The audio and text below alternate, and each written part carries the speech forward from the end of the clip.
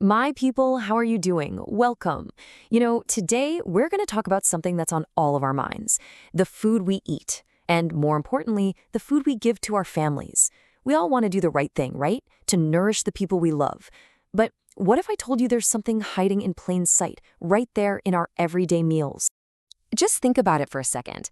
That jollof rice you make so well, that soft bread the children love for breakfast, or that quick malt drink you grab on a busy afternoon. Could these familiar comforts be carrying a hidden burden? And that's the real wahala, you see. We are all trying our best, genuinely. But this silent ingredient, this added sugar, is quietly finding its way into our bodies and is contributing to health problems that are becoming far, far too common here in Nigeria. So let's go on a little journey together. We're going to walk through a typical day's plate, you and I. We're going to uncover where this sugar likes to hide, from the very first meal in the morning to the last one at night. And I promise you, you might be surprised by what we find. Okay, first stop, breakfast. The meal that's supposed to give us power and set us up for the whole day. For so many of us, it's a quick and familiar routine. Now look at this, that soft AJ bread, or the sliced white bread we love so much, it actually has added sugar in it to improve the taste and, make it last longer. And our traditional pop, our OG or akamu, that feels so wholesome, we often load it up with sugar or other sweeteners. And of course, the breakfast cereals and that very generous spoon of sweetened condensed milk in our morning tea, it all adds up, starting our day on a sugar high we didn't even plan for. All right, let's move on to the heart of our daily meals, our lunch and our dinner. Now, these are savory dishes, so they should be safe, shouldn't they? Well, let's have a look. This is where it gets really, really tricky. The very things we use to build all that beautiful flavor, the seasoning cubes for our delicious stews or the ketchup we serve with rice and chicken, they are packed with hidden sugar. Even things like salad dressings and the seasoning in a packet of instant noodles have it. Some people even add sugar to their beans porridge. It's hiding where we would never, ever think to look. And what about all those moments in between meals? The drinks we use to quench our thirst or the little snacks we grab when we're on the go? Honestly, these are often the biggest offenders of all. Now, what's really interesting about this slide is how it exposes what we've been led to believe for so long. We give our kids malt drinks thinking they are nourishing, but they can have just as much sugar as a fizzy soft drink. And that healthy fruit-flavored yogurt? It can easily have more sugar than that same soft drink. And fruit juice, which we all see as natural, is often just sugar water, really, without all the good fiber you get from eating the whole fruit. It's a bit of an eye-opener, isn't it? So you might be thinking, a little extra sugar here and there, what's the big deal? Well, this is probably the most important part of our whole conversation, because this isn't just about gaining a little weight. It's about our long-term health and our well-being.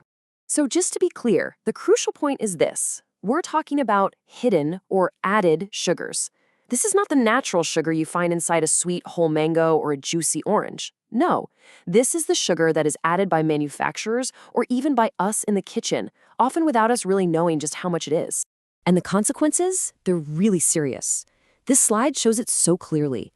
This constant hidden intake of sugar is a major reason why we're seeing a terrible rise in serious health conditions all across Nigeria.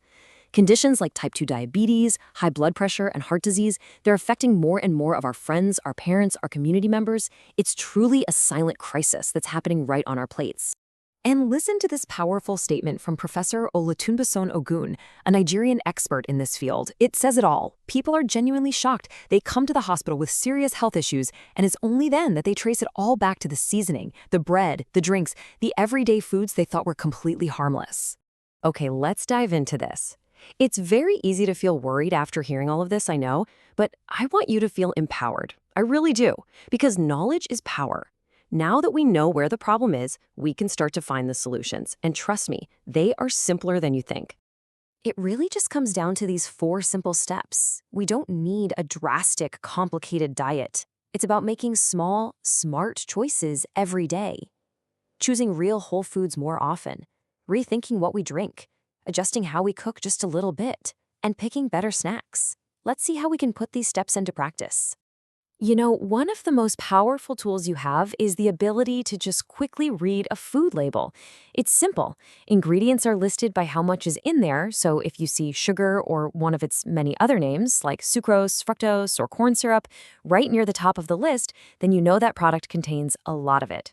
Simple as that. So, what does this all look like in reality? Let's paint a picture of a healthier, but still very delicious way of eating that actually celebrates our own wonderful Nigerian foods. Just look at this beautiful selection. This is not about starvation or eating boring food. Oh, it's about enjoying things like oatmeal, pap without loads of sugar, brown rice, ofada, yam porridge, and grilled fish. These are hearty, flavorful meals that are part of our culture, just prepared in a way that truly, truly nourishes us. And this is the most important message I want you to leave with today. Please, the goal is not to completely eliminate sugar forever. That's not realistic for most of us. The real goal is simply to be aware, to know what you're eating and to make conscious choices for yourself and for your family. So I'll leave you with this question.